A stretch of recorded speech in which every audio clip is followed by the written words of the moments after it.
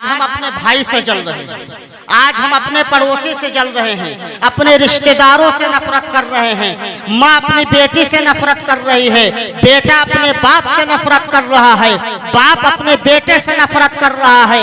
हमको जिंदगी कैसे गुजारना चाहिए? इमाम ज़ैनुल आबिदीन रज़ियल्लाहु ताला अन्हु के मुक़द्दस जिंदगी से हमें और आपको सबक सीखना चाहिए। इमाम हुसैन के शहादत के बाद इमाम हुसैन के लाश पर किसने घोड़ा दौड़ाई, आपको मालूम है?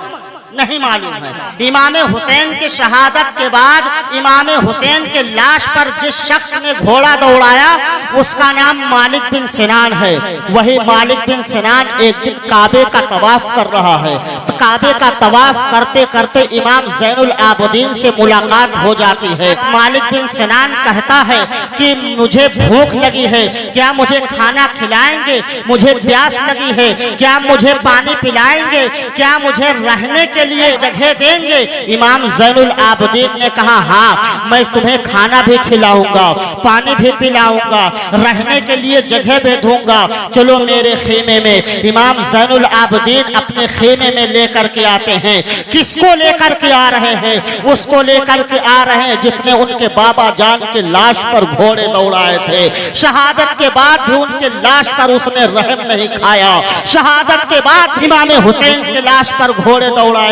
इमाम ज़ैनुल आबिदीन अपने खेमे में लेकर के आते हैं, खाना भी खिलाते हैं, पानी भी पिलाते हैं, उसको रहने के लिए जगह भी देते हैं। यहाँ तक कि 3 दिन तक मालिक बिन सिनान इमाम ज़ैनुल आबिदीन के खेमे में ठहरा रहा।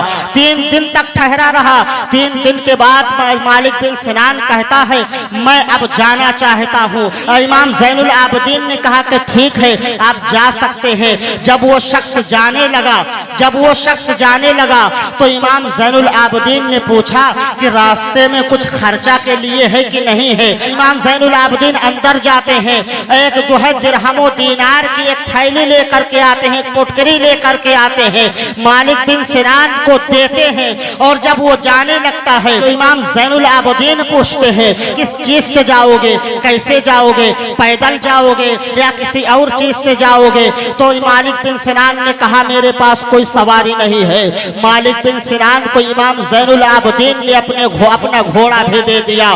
जब अपना घोड़ा इनायत किया तो मालिक बिन सिनान ने कहा, इमाम ज़ैनुल आबिदीन, क्या तुमने मुझे पहचाना नहीं? क्या तुमने मुझे जाना नहीं? तो मालिक बिन सिनान से इमाम ज़ैनुल आबिदीन ने कहा था, मैं तुम्हें कभी नहीं भूल सकता हूँ, मैं जानता हूँ कि तुम कौन हो। कहा, मैं कौन हूँ? कहा, तुम वही हो कि करबला में मेरे बाबा के शहादत के बाद जिसने मेरे बाबा की लाश पर घोड़ा दौड़ाया था, वो तुम वही मालिक बिन सिनान हो।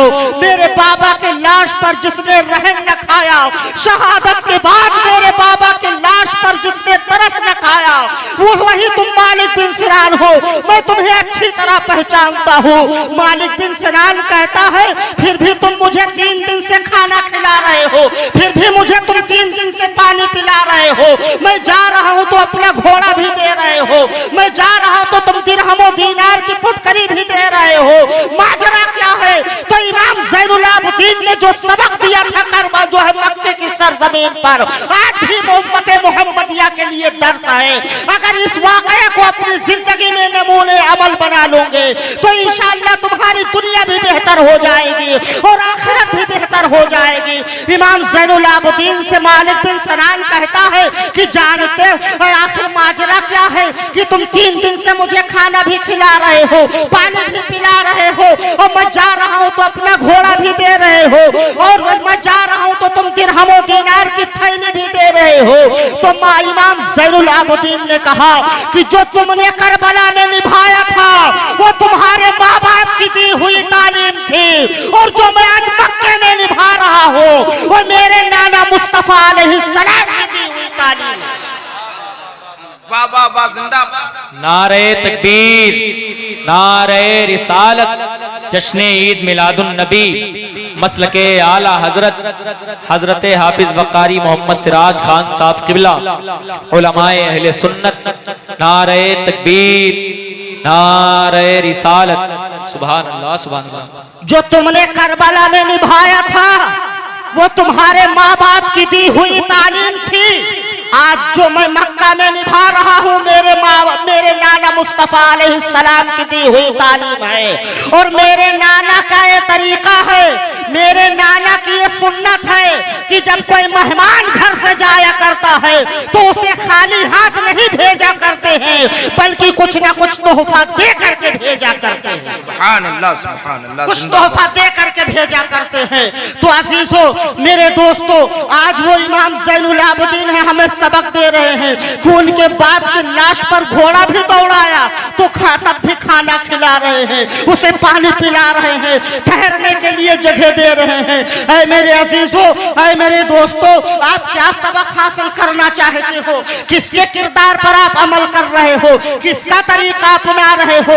आज हमारा 14 साल का नौजवान है, 20 साल का नौजवान है, गालियों से बात करता है, रेतू से बात करता है, अदब एहतराम का ख्याल नहीं करता है। किसके तरीके को तुम फॉलो कर रहे हो? किसके तरीके को तुम अपना रहे हो? जिस नौजवान के हाथ में अल्लाह का मुकद्दस कलाम होना चाहिए, उस नौजवान के हाथ में 50-50 हजार का मोबाइल है, जिस नौजवान के हाथ पर सुभान अल्लाह और अल्हम्दुलिल्लाह की सदाएं होना चाहिए, उसके हाथ में आज मोटरसाइकिल की स्टीयरिंग है। तुम अपने आप को कहां ले जाना चाहते हो? किस कामयाबी के रास्ते पर तुम अमल कर रहे हो?